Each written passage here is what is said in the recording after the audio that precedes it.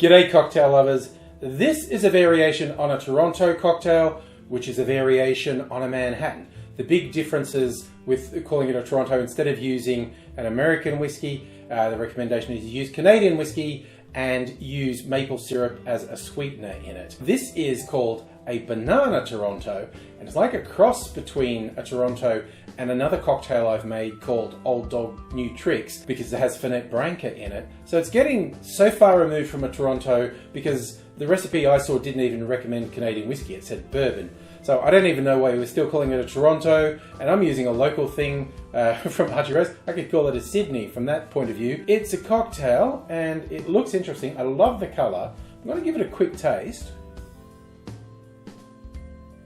That's got some really interesting flavours. You can tell that it's a cousin to a Manhattan, but it's got very unique flavours. I'll take you through the ingredients. Like a Manhattan, this is whiskey based, and I've gone with a local whiskey. This is from the Archie Rose Distillery in Sydney. They call it good whiskey with an E. I've chosen this because most Canadian whiskies have a high rye content compared to, say, a bourbon, and this is half rye whiskey and half single malt. This was actually an accident. I love the story behind this. The guy working at the distillery, whose surname is Good, I think he's like head distiller now, made a mistake and he actually mixed two barrels, a single malt and a rye whiskey, and everyone was like, oh no, you've ruined all that rye and all that single malt. Let's taste it before we throw it out.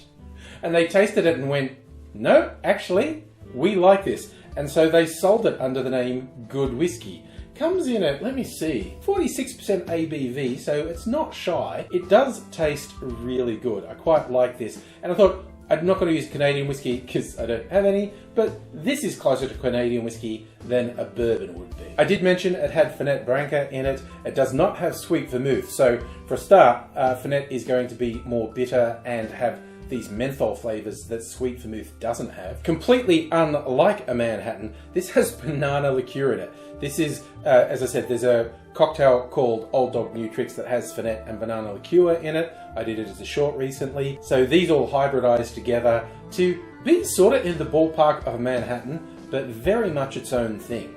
Here's how I make it. In a mixing glass, put 2 ounces or 60 mils of the whiskey of your choice, then half an ounce or 15 mils of banana liqueur, quarter of an ounce, around 7.5 mils of fernet, and then 2 dashes of aromatic bitters, and just to get a little flavour pop, add 2 drops of saline solution. Add ice to the glass, stir that for 20 to 25 seconds to chill and dilute the drink, and then I'm straining that into a chilled Nicanora glass. I'm going to garnish with maraschino cherries on a skewer. The recipe only said 1 cherry, but I speared 2 cherries without meaning to, and I think that's the cherry god saying, come on, you like a cherry, have 2. Who am I to argue with the cherry gods? I recommend no one argues with the cherry gods. You're spearing cherries in a jar, you get more than 1. You are meant to have more than 1. Treat yourself, that's what I'm saying. And this is a quite nice variation on a Manhattan. I am quite enjoying this. If you like the boozy stirred down drinks like this, which is my favourite style, I recommend you try this, particularly if you do like Manhattans. It's an interesting and slightly challenging take on that whole Manhattan profile, and I'm enjoying it. I think you might enjoy it too, so give it a go. And I do hope that you come back sometime soon, because I'll be here. I'm always here. It's weird. I'm trapped inside here, and you know, I can't get out. Please come back and say hello, and I'll say hello back. Until I do see you again, I'll say cheers.